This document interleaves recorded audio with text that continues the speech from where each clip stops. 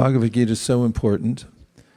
We have God-given intelligence, but it needs tuning. We need tuning. We're an instrument. The human body is this instrument that, when tuned, can resonate with spiritual sound. Before it's tuned, it's accustomed to hearing sound which is considered destructive. There is a kind of sound called perfective. Means that by hearing it, one becomes tuned in such a way that one can rediscover one's self and the source of oneself. The sound vibration that's especially important for the modern age. Since 5,000 years, it's been available through the parampara system, the Bhagavad Gita. So it's a conversation by Kṛṣṇa, with Kṛṣṇa and Arjuna. I particularly am touched by Lord Caitanya Mahāprabhu's teaching to Sanatana Goswami, in which he says that by speaking the Bhagavad Gita to Arjuna, Lord Kṛṣṇa has saved the entire world. One conversation. That's the significance of the speaking of God, Kṛṣṇa. Every word is for the upliftment of those who hear it. And Jiva Goswami, in his appreciation of Bhagavad Gita, says that the devotees always meditate on Krishna's promise in 1866 that for those who surrender to me, I will deliver them. Don't worry. It's hard not to worry in this world because we're playing defense the whole time against the material nature. And although we take shelter of insurance policies and trying to get on one of those longevity programs so you can live to at least 100 years with full vigor, we still know that we're helpless swimmers in an ocean. And when I first saw the Bhagavad Gita as it is, I noted the picture of a devotee who was in that ocean reaching up and Krishna reaching down to pull that person up. I felt like that myself, that the material world's overwhelmingly scary because it ends in death. And we don't know what that means until we read the Bhagavad Gita. And it also struck me that the Bhagavad Gita as it is was very specific about how Krishna is a person. You know, when Srila Prabhupada had brought forward the teachings of the Bhagavad Gita, he wanted it to have these pictures showing the form of God. In many realms, this is considered taboo, that it's an offense to consider the form of God, idolatry. But this is only in the absence of a clear conception of the Supreme Personality of Godhead. In a conversation Srila Prabhupada had with a famous personality named Yogi Bhajan, who was in Los Angeles. Yogi used to come to the temple there sometimes. He had a huge following, probably still does. And he had come to invite Prabhupada to a convention in which many spiritualists had been invited from around the world. Most of the names you could trace back to their Mayavadi roots. And in the conversation, which is a good conversation to listen to at least a few times. Prabhupada wants to know the topic of the seminar, and Yogi Bhajan said he'll discuss God. And Prabhupada wanted to know what were the specifics of that discussion. Who would we say God is? And Yogi Bhajan hesitated, and he said, well, everyone has their own conception. And Prabhupada said, well, give me one of them. But he wasn't able to do that. And when he felt the power of Prabhupada's argument that if you don't have a conception, Prabhupada said, then take this. Why would you hesitate? And Yogi Bhajan, trying to be conciliatory, mentioned how in the Granth Sahib there was mention of Govinda. So then Prabhupada grasped that, and he kept saying, then you should take that. But he was hesitant. Yogi Bhajan was hesitant to say something specific or define God in a specific way, which is problematic. Because until there's a clear conception of God, then we have nothing to meditate on. We can't meditate on the air. We're persons, and we also, as living beings, crave love above everything, and also beauty. If you've ever been in a situation where you were given the best kind of food or prasadam, but then it was the same thing every day, even the most delectable food, if it becomes, of course, khichdi, that's a different thing. If you have papadam, I mean, you might want to have a different kind of achar, some variety, but you can become bored after some time. This ananda comes from variety and specificity. The amorphousness of a long-haul flight in a fuselage of an airplane going 700 miles an hour.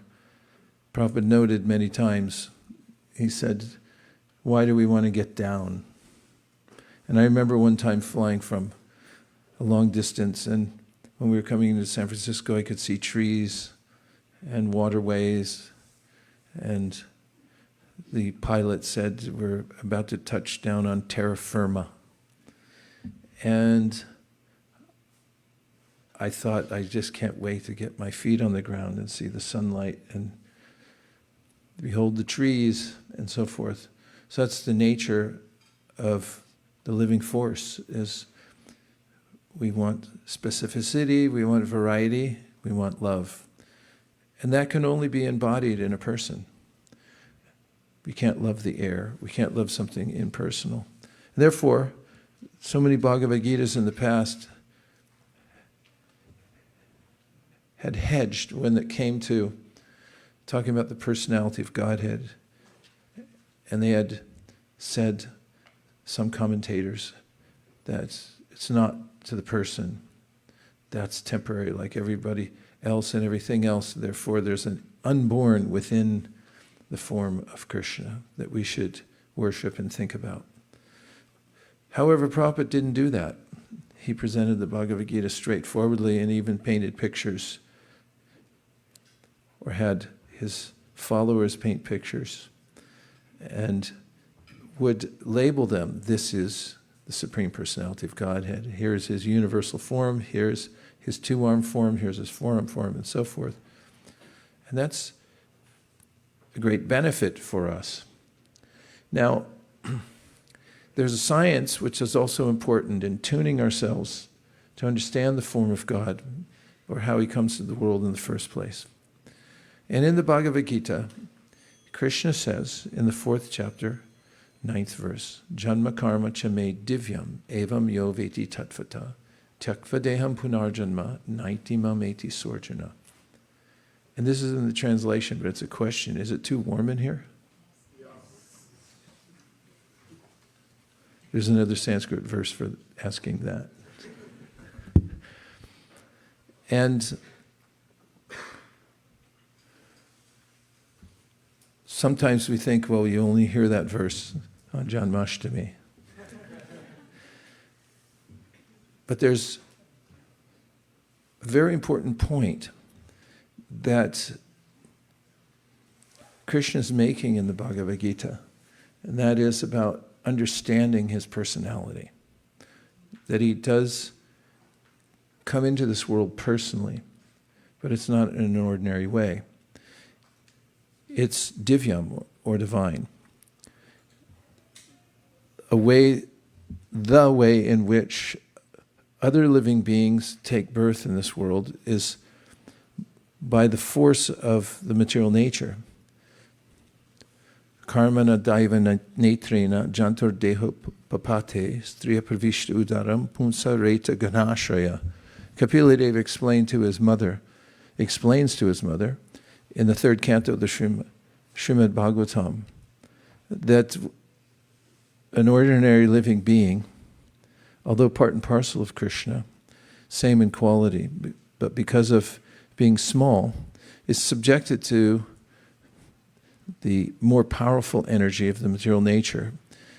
And karmana daiva netrena is allotted a particular position in the material nature according to their consciousness at the time of death. Something Krishna explains in the Bhagavad Gita about how we develop a cluster of various impressions that form into a cloud-like mass. And just as a rain cloud, we've seen a few of them lately, some really beautiful ones on the horizon coming in. It condenses more and more, and then it pours down the rain. So similarly, when we transfer from this present body into the next body, that cluster of emotions and thoughts that we've collected due to our interaction with various entities in this world, it pours forth. And karmana daivanetrina, by the force of that cloudburst, we're given, are facilitated with the next body by what? By daiva. There's a higher authority. At that point, when we leave the body, we have nothing to do with it. No more, that's your test time. I can remember so many times taking tests, studying up to the last second, until the teacher said, put everything away, take out a number 2 pencil. I don't know if they still have those. Do they? I don't know what it is with the number 2 thing, but it's ingrained in my consciousness. And at that point, it's everything I had prepared for up to that second. And I remember not preparing as much for a test, in as much as I thought on the way there, I didn't have to keep repeating and remembering. And even when I was waiting in line to get in the classroom, and then when I sat down, I wasn't intense. And then when she said, pick up the number 2 pencil, put everything away, I realized I could have used that last gap to be more ready. And then I said, never again. I'm waiting until I hear that sentence, put away everything, pick up your number 2 pencil. So the human life is a test. And we have the opportunity now to tune ourselves, to prepare ourselves.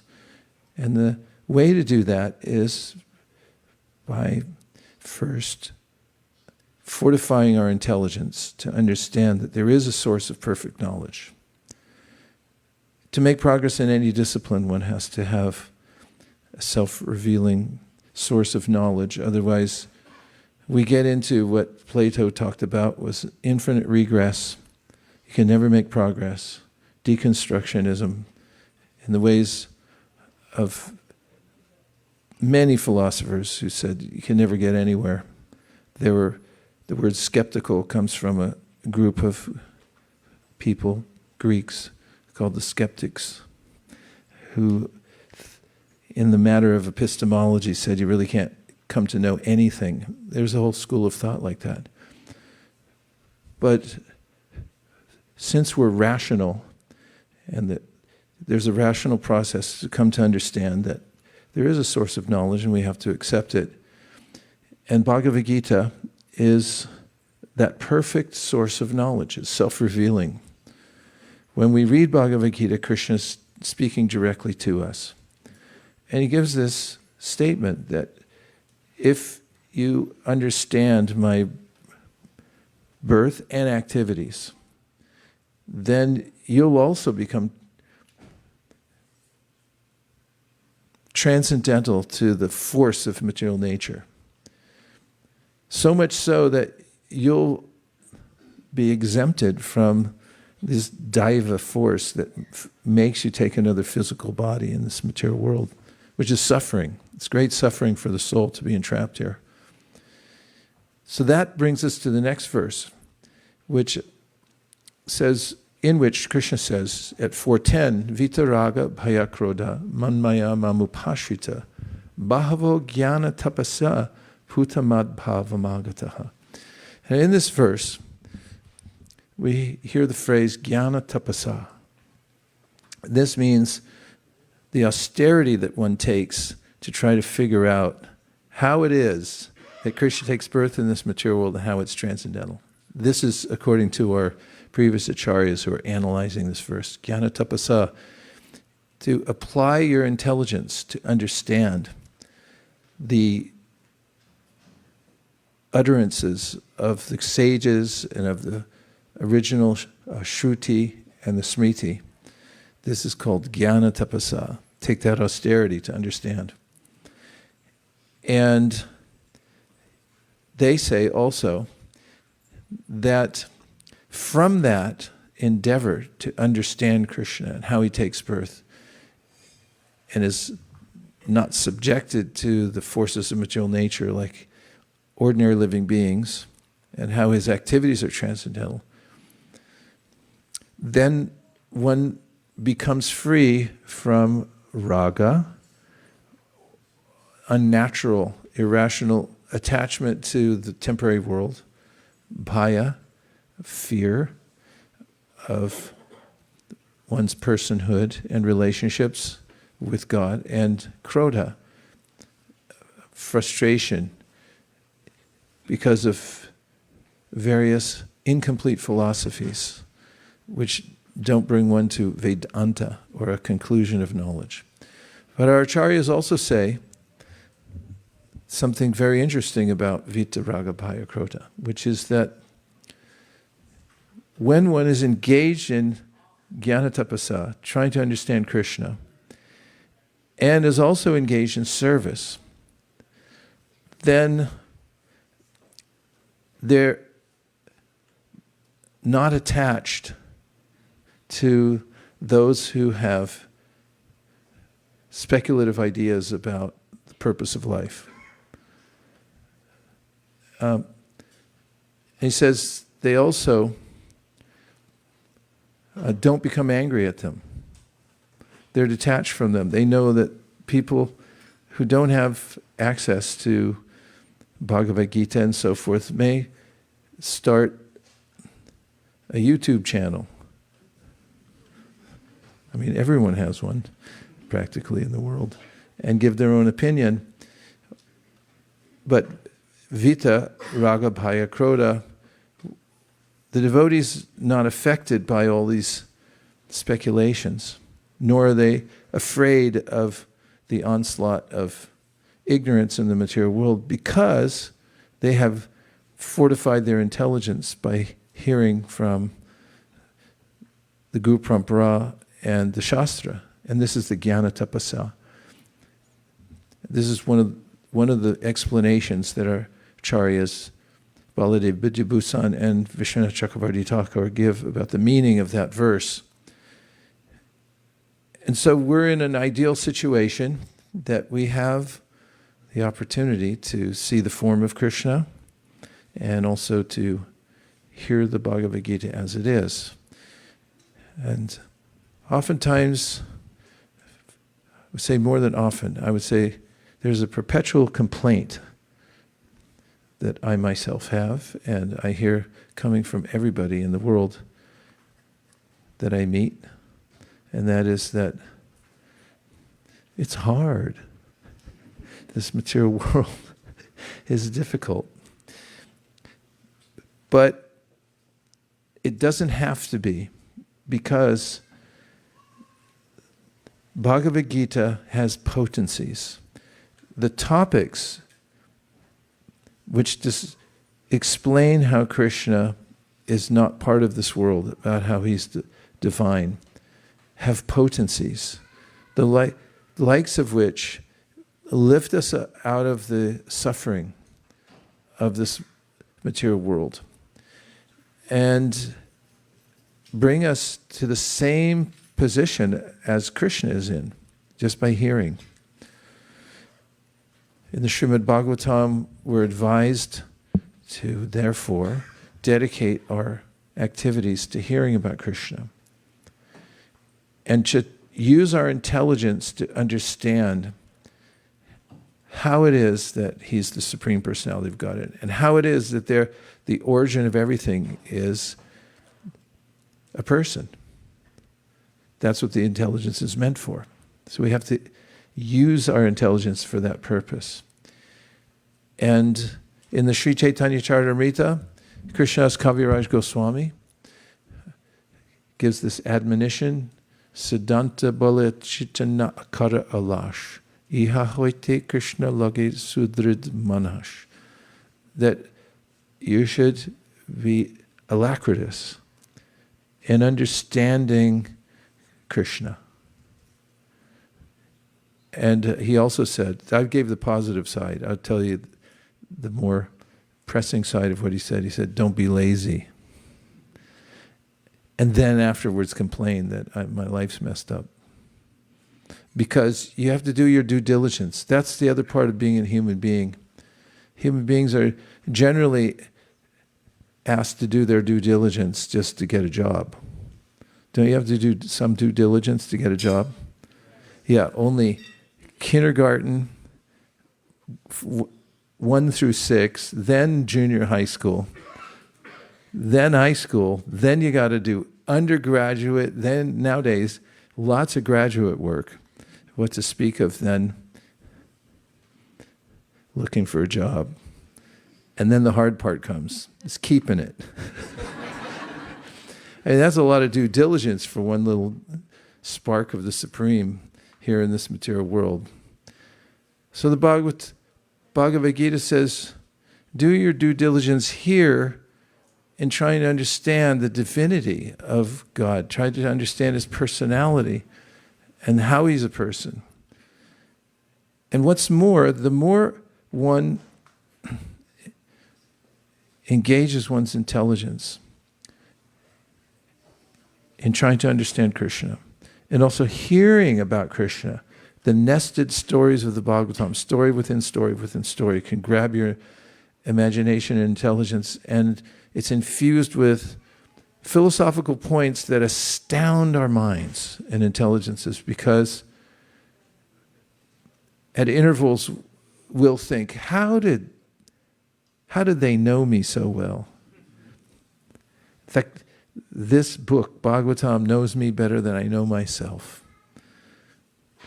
And in that interaction with Bhagavad Gita, Srimad Bhagavatam, hearing the jnana tapasya, doing this austerity of hearing and trying to understand Krishna, come to a siddhanta, a clear conception of who the Supreme is.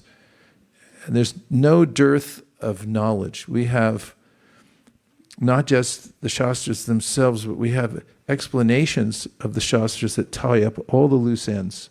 For instance, that's what the Goswamis of Vrindavan did. And we're in their family. They left that for us. That's our inheritance. That's our legacy.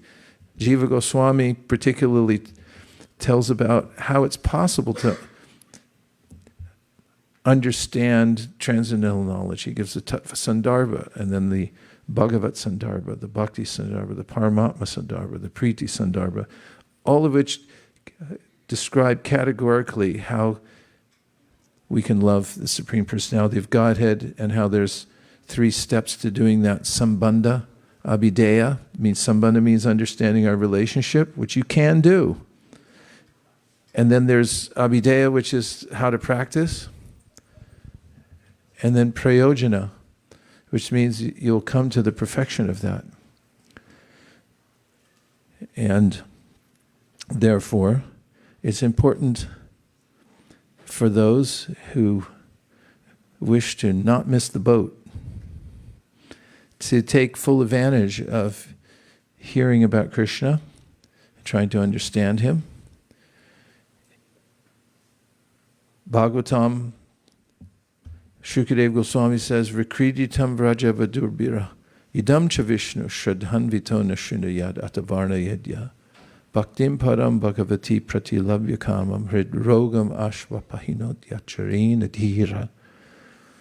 Should be a little sober to realize the kind of jam we're in here, in this world.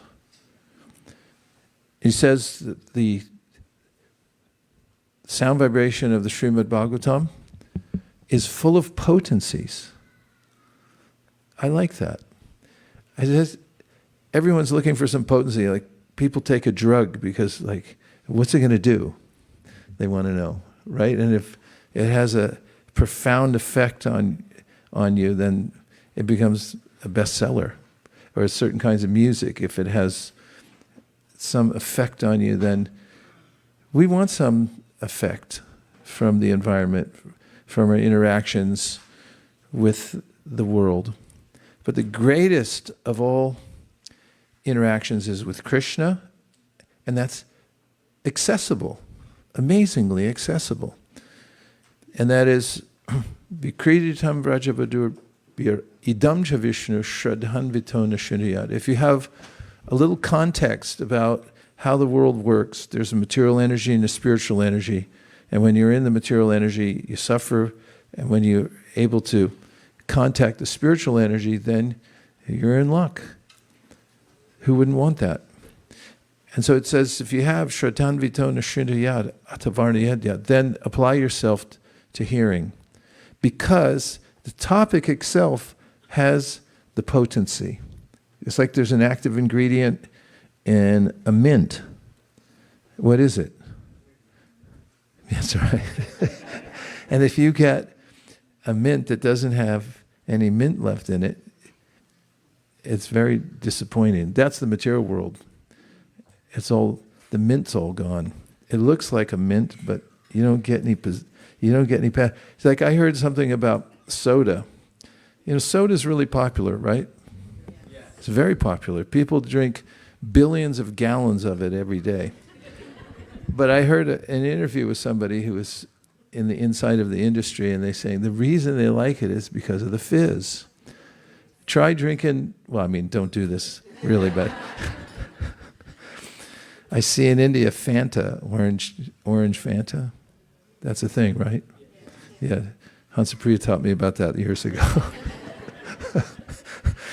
She didn't give me any, but I saw it somewhere. She said, yeah, people like that. And people here, they like weird drinks. Like there's Coca-Cola. The only reason they like it is because, number one, it's psychological. Because when they look at the signpost for Coca-Cola, and this is true in India too, they have somebody going like this, and they're never an ugly person. But if they keep doing that, I'm not so sure how they're going to look later, but there's a psychological draw that, okay, the drink, you know, we like that. I take a drink and then I'll turn into something better. That's the implication of the advertising. If you drink this, then you'll run on the beach with people who look like that. And then the other part, just the tasting part, it's about the fizz. Because if you've ever had the great opportunity to drink a soda,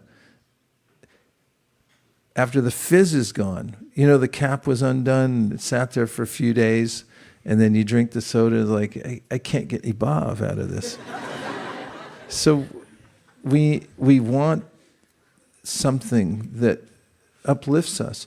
So shraddhanvito nashrinuyat atavarna yadya bhaktim param bhagavati pratilabhyukamam.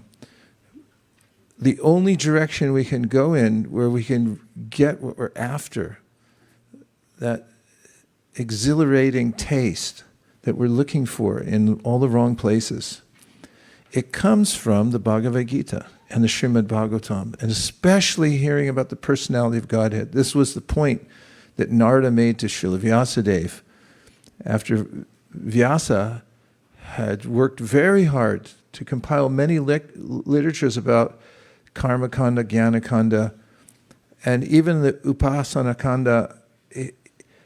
Narada said, you didn't go far enough, you need to have more detail. And we have the details. The Srimad Bhagavatam's there, and then it goes further. We find this out in the Caitanya-caritāmṛta when Sri Caitanya Mahāprabhu talks to Ramananda Roy. Sri Caitanya Mahāprabhu revealed it to everybody, how far you can go in this topic. And you get to take it for granted, even if you don't have taste, somebody does, and it's available, and you have to get it. Otherwise, you're stranded. So don't stop swimming for it. You got to reach the shore. And when Caitanya Mahāprabhu interviews Ramananda Roy, who's the most qualified person because he's the internal associate of Krishna in the spiritual world, he asks him, so what's the deal? How do you get that? What's the best thing? And he starts off with dispensing with a bunch of things like, well, he says, you should take up varnashrama. Meh. You should give up the varna and the ashram. Meh. You should take the Gyan Misha Bhakti. Meh. Karma Misha Bhakti, Gyan Misha Bhakti. No. Then he said, Gyane parayasa mudapasya namanta eva. Jivanti san mukharitam bhavadiya vartam. Stane stita shrutikatam tanuvan manobiri prayaso jita jito pyasitaistri lokyam. And Chaitanya Mahaprabhu said, now we're getting somewhere. And in the verse, it's talking about what I'm saying. I'm just trying to follow this thread that Jivanti san mukharitam bhavadiya vartam. He says, Stane stita, wherever you are now, take up the process of hearing from Bhagavad Gita Srimad Bhagavatam. Stane stita shrutigatam tanuvan manobir. And he said, somehow or other, try to stay alive, maintain your life so that you can do this. But Chaitanya Mahaprabhu, it comes to the conclusion in the verse that the potency is so strong, the hearing from hearing these literatures, it's so strong that you'll not just become a lover of God. It's not what it says. It says, jita jito pyasitaistri lokyam, that God will become attached to you. And how would you attract the Supreme Personality of Godhead to, as it says here, how would you conquer the Supreme Personality of Godhead? Well, the answer is out of love. And it indicates that you'll attain that status by simply hearing, because it has so much potency. But then Caitanya Mahāprabhu says, tell me more. And that's when Ramananda Roy goes into detail about the ways in which we have relationships with Kṛṣṇa in the spiritual world. Now this is necessary because as conscious living beings, our nature is to love. And love requires interaction. With whom? With Kṛṣṇa. So he describes how there are 5 different relationships we can have with Kṛṣṇa. One is called shantaras, neutrality. It's just a sense of appreciation for the Supreme. But then when that gratitude for the Supreme crosses its limit, it turns into a sense of wanting to do service for that person who's the Supreme, Kṛṣṇa. And there's an impetus. You might have noticed this sometime if you had a relationship with somebody where you're just sitting hearing them, maybe a teacher or something like that, and you thought, okay, I'll listen. And I'm really appreciating how refined they are. And then it crosses the boundary and you think, I want to do something for this person. Have you ever had that? Yes. That's dasya rasa. So when you hear about Kṛṣṇa, you'll know the potencies, you'll feel the potency because it's in the sound itself. And there's no way it won't lift you to the next level because it's so powerful. In fact, even people who accidentally hear about Kṛṣṇa, they get lifted up also. What to speak of somebody who really leans into it? So, beyond dasya, there's a more intimate relationship that one has with Kṛṣṇa, which is to be a friend. There are different kinds of friends. There's a nuance even, and there's a nuance in all of it, because unlimited nuance is what we were looking for. And there's friendships that one can have with Kṛṣṇa. One of the characteristics of that relationship is that one considers oneself equal with God. Now this isn't the Mayavad idea that we're all God and that we just forgot, we're going to remember and then become God again. But it's the same kind of friendship that we see, not the same kind, it's similar to the friendship we see in this world in its quality, that when you have a good friend who you relate to, in friendship we relate as equals. The closest friendships are those that are so familiar that you might even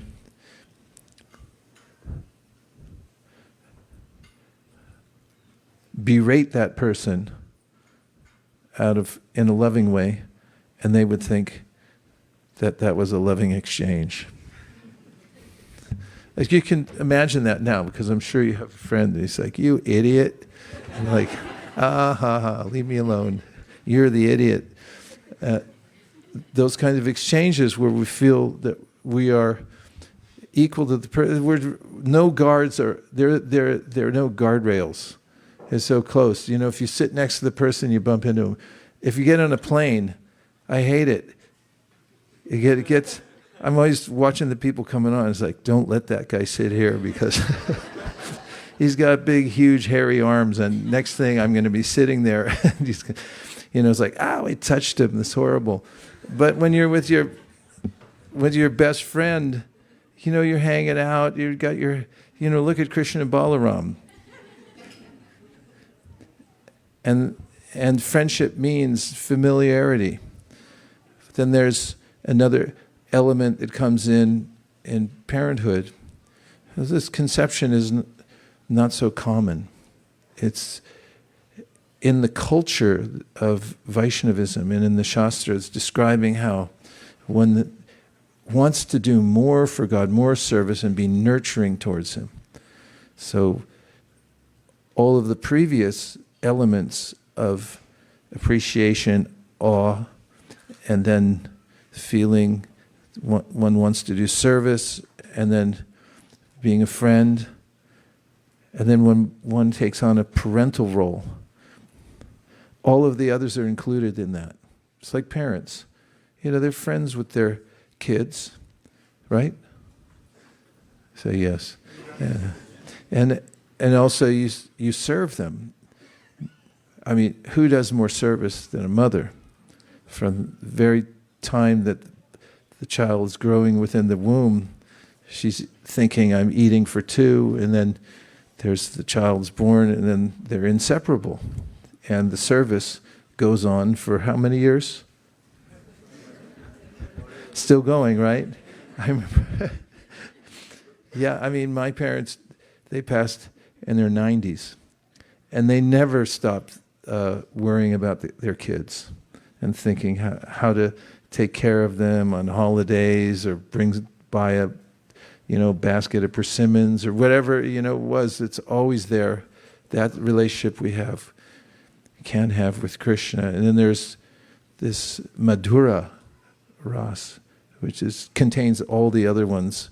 So these are different levels of intimate exchange we have with Krishna. And those are described we have Bhagavad Gita, and then we have Srimad Bhagavatam, which takes us through all the categories of the energies of the world, where the world comes from, how we fit into it, and then it introduces us to Krishna in the 10th canto of the Srimad Bhagavatam.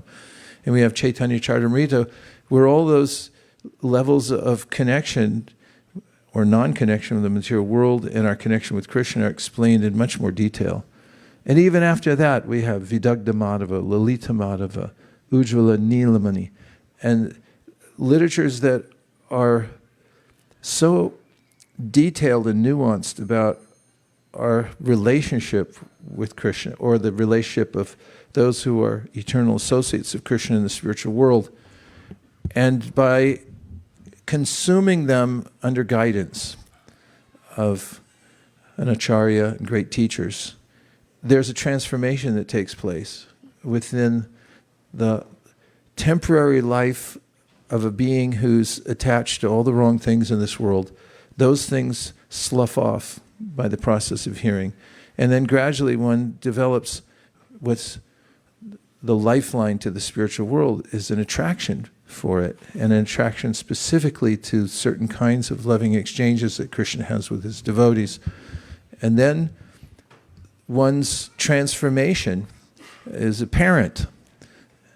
And Krishna says, Janma karma chame divyam evam miho veti tattvata. If you understand this tattva, or this category of knowledge, if you can apply your intelligence, and as he says in the next verse, jnana tapasa, you take the trouble to do this. Someone might think it's easier to listen to the radio and hear inane talks about inane subject matters in an inane world. But it's not easier. It's stifling to hear the sounds in the material world. In the beginning, it seems as an austerity to take time to listen to Bhagavatam and the Bhagavad Gita. But it's medicinal. We have to take the medicine. We have to be dhira. We have to be serious and understand that it's highly consequential how we use our time in this lifetime. So that's why we formed the center here with the idea of making an ideal place where we could all come together, and then we could even go home and carry on the conversation, and then we can expand the conversation all over Silicon Valley by distributing books. I mean, how are we going to have a conversation with everyone in Silicon Valley unless everyone has a Bhagavad Gita? That's our first order of business. What do you think? Yeah. I mean, everyone in Silicon Valley should at least have a look at it and have at least one copy in their home. Don't worry, I'm not working up to a fundraiser here. Krishna 10. So those are a few thoughts that are inspired by these verses, considering that we have senses, we have sensibilities, we have perhaps a little time on our hands. We don't know how much. But if you can use as much of it as possible in the time that you have to cultivate this, come to the safe side, transfer from attraction from the material world to the topics of Krishna and the potency. We don't have to figure out how it works, just like when you take medicine. I mean, you can study it if you want to. You know those things you get at the pharmacy when you open it up? It's like 50 pages. And there's some guy there. Of course, they don't really like to talk so much about it, but you know, what's in this? You'd have to go to study pharmacology to figure it out. And some people do. But you still don't know how it works. I don't think pharmacologists know how it works, or even know how a computer works for that matter. It just works. So you got to figure out what works, and this is it. This is what works. But try to get, talking to myself, to the safe side of life. Don't linger in the dangerous ocean of material nature, because any time the weather can change and the tide can change and we can be swept away. And then who knows what can happen.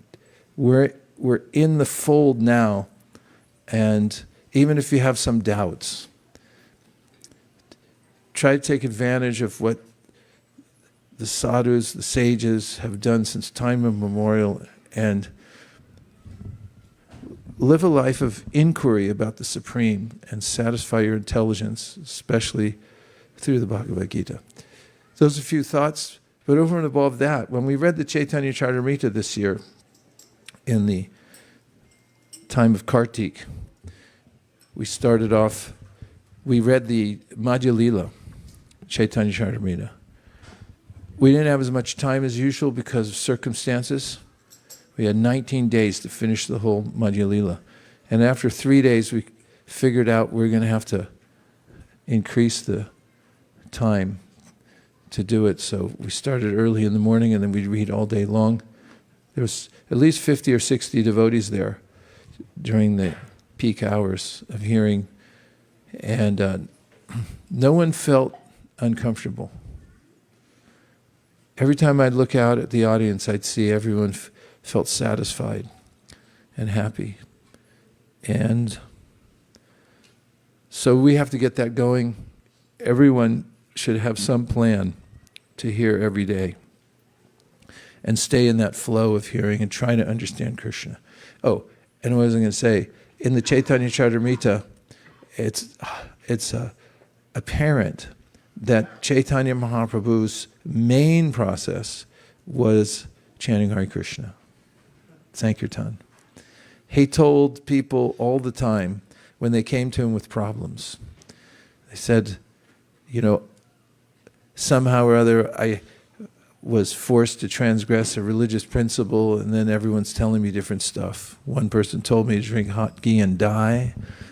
Other people said it's no big deal, just keep doing what you do. And I'm confused. And Caitanya Mahāprabhu said, chant Hare Krishna. Other people were confused. They read too many books and weren't sure what to do. Lord Chaitanya said, chant Hare Krishna. And he recommended it for everybody. All the potency is in the holy names. So that's something everyone can do also. Take time every morning, especially to chant. Chant when you wake up in the morning. And chant your rounds. Means get on a regulated schedule of chanting every day. Should have some beads. And on the beads, there's 108 on the normal string. And that's 108 mantras in a row. And what do you do after that? Turn around, go the other way. Keep doing it because there's potency in it. And you'll feel the potency, but you have to take some kind of responsibility for doing it every day. It really is a responsibility because we need people walking around the world who are enlightened. We don't need any more dullards in the world. None of you are dullards, but I'm just saying we have enough idiocy going on in the world right now. We've reached, it's gone over the edge. And the only counteraction to that, that's why we had a grain ceremony today. We're seriously cultivating in human beings at every step how to come to this level of consciousness so that we can be consequential in the world in helping people. And if we're not doing that, we're just part of the problem. What's more, we're being swept out to sea again. So we should vigorously fight against the urge just to conform to the status quo of the material world, which is to be attached, to be afraid, and to be angry. You should give those up. And how? By the power of jnana tapasa, by applying ourselves to hearing. It's not so hard. It just requires a little willpower. And by that, we'll transform in such a way that we can actually help other people to rise above the anomalies of the material world. And now we're going to chant Hare Krishna, because we have to at some point, just to stop me. We started our reading in Govardhan Hill with a theme led by a specific verse, of which I can right now remember 3 lines. It goes, smarantaḥ smārayantaś, mitho ghaugha-haraṁ harim, bhaktyā sañjātayā bhaktyā. What's the last line?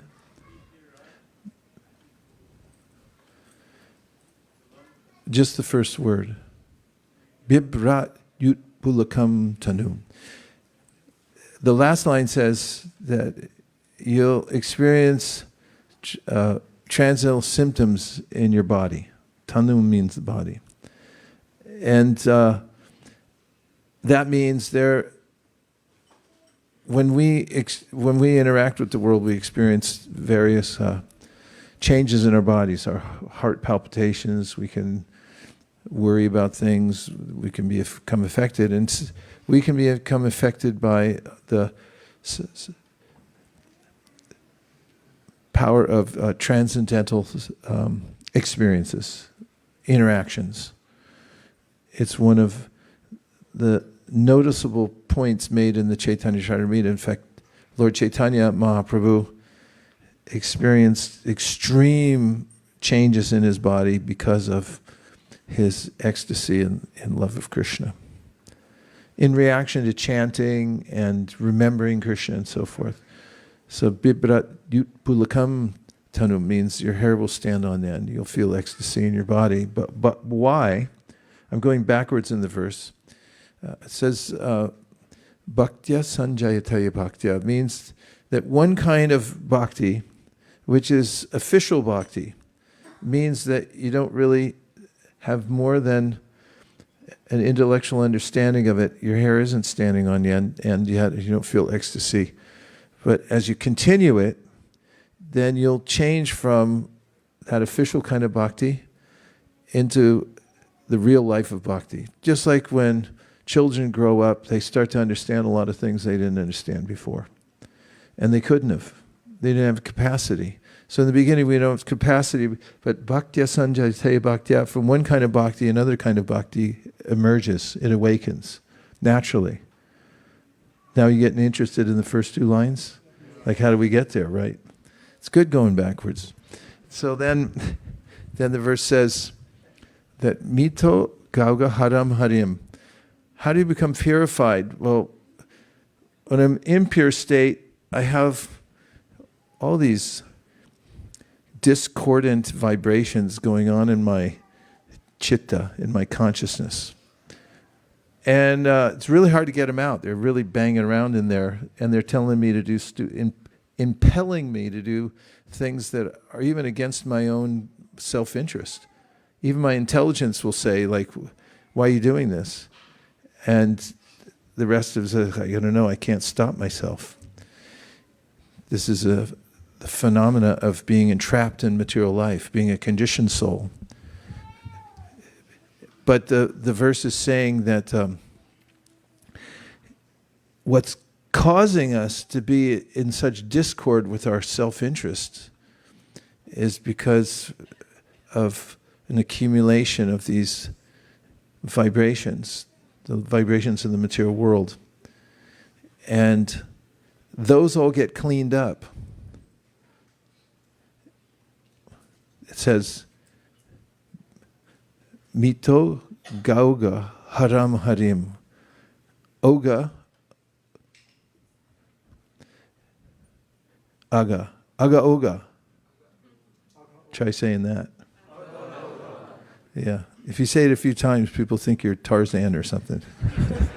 Aga oga. There's this horrible accumulation of the worst kinds of poisonous vibrations that you could ever imagine. It's awful. And it's what causes us to suffer. And all that gets cleaned up. How? Aha, we come to the first line. It says, Smarantaḥ smārayantaś cha mitho means by meeting together in a group like this, or smaller. You can have 2 people if you want.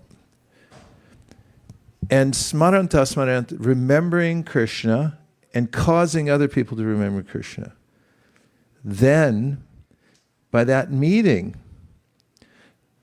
all of the unwanted things get destroyed within the heart. And our acharyas say, somebody asks, like, why? They say, because it pleases Kṛṣṇa when he sees the devotees come together to remember and cause others to remember. And then by that process, one advances from official bhakti to real bhakti. One comes into one's real life. And then bibhraty utpulakāṁ Tanum, then you start to feel ecstasy in your body. So this is what the International Society for Krishna Consciousness is. It's a society. It's far-reaching. We have a community here. And we've been tooling along here for a while. Since we should have a thing on things. Since 1998. I forget what year we incorporated, but as the International Society of Krishna Consciousness at Silicon Valley. But we can't give it up. It's too nice. And we're attached. And that's a good thing because our lives are sailing by and we get to skip all the bad stuff because all we have is good stuff. It's all association with devotees. So we invite everyone to join in, come as close as you can, not just in this room, but so we can't fit anymore. But also in your lives, come as close as you can to the vibration in association with devotees. Take advantage of it so that you don't miss anything and you don't waste any time. There's not much time at all. It's very quick. It's like a zip line. Oh, and I have a few points. I'm just going to make from the opportunity I had to walk with a very dear godbrother of mine at a holy place that was an eco-village. And I learned some village knowledge. Would you like to hear it? Yes. Village wisdom. So one thing is that there's a lake there, and there used to be ducks and geese. So compared to the the ducks, the geese look pretty graceful. And in fact, the leader of that place said, you should get some swans. But the brahmacharis who had put the other birds there said, no, there are already swans, because they saw the geese. So there was ducks and geese, and they thought the geese were swans until they brought the swans. It's the most graceful animal in the world. And that's when they realized how ugly the geese were. And there's a lesson in that. We don't know what we're missing till we see it. This is what Kṛṣṇa says in the Bhagavad Gita. Vishaya vanivartante niraharasa rasavarjam rasopyasvat param drishva. You have to see something stunning. You have to experience it for yourself. Bibhraty utpulakāṁ Tanum. Your hair has to stand on. It has to take your breath away. Your head has to spin. You need that. We need aesthetic beauty. It has to be so nice. But you don't know it. You think that what we have here, Taco Bell's fine. And all the wrangling that goes on in the material world, we think, oh, how interesting. But when you hear Bhagavat, when you hear the holy names, when you have actual association, see real beauty, then you know that everything else is ugly. There's another lesson from the swan, and that is that when it's in the water and you can see the reflection of it, there's no more graceful creature in the world. In fact, that's why when you see ballet, you always see Swan Lake. And they imitate the swan in their dancing. It's fantastic. But when the swan gets out of the water, it's one of the most awkward animals in the world. And it's part of the culture of Krishna consciousness is to act in your own strength and your own qualification. You don't have to do more, but just don't do less.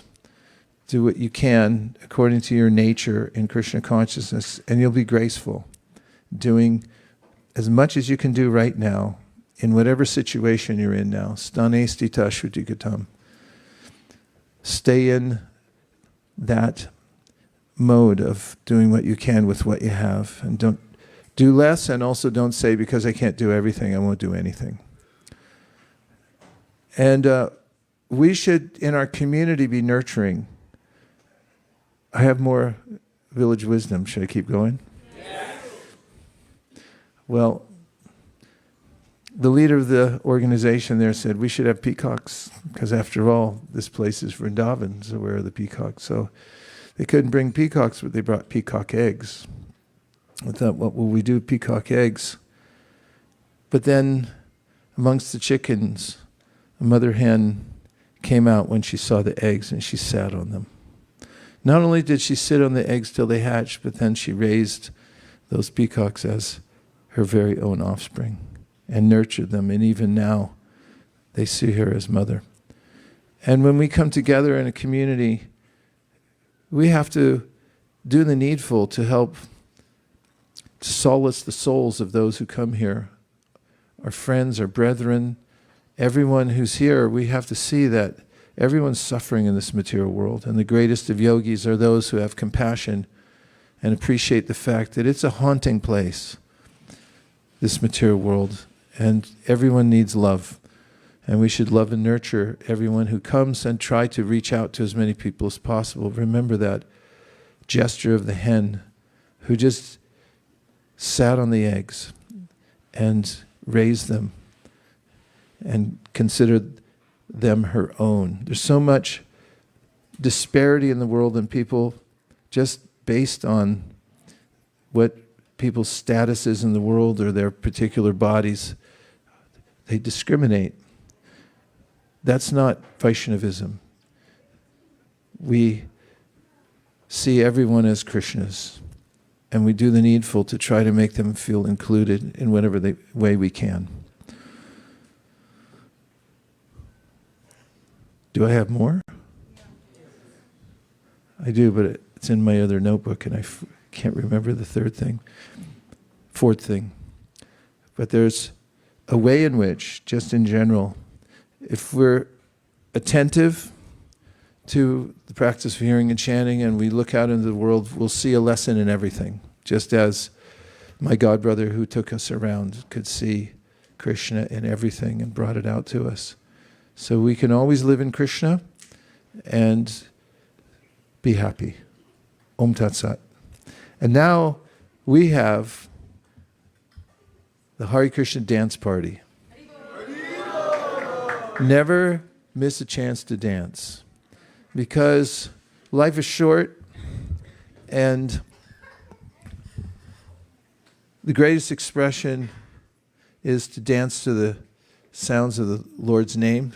Just by that activity, anything that you're harboring in your heart will come flying out. Just like people, sometimes when they get too ecstatic, the car keys come out and people pick it up. Mercedes, I'll take that. And when we clap, of course, don't clap unless you have rhythm, because it really disturbs everybody. But when you clap in front of the deities, then all the birds of sin fly away and you walk away clean.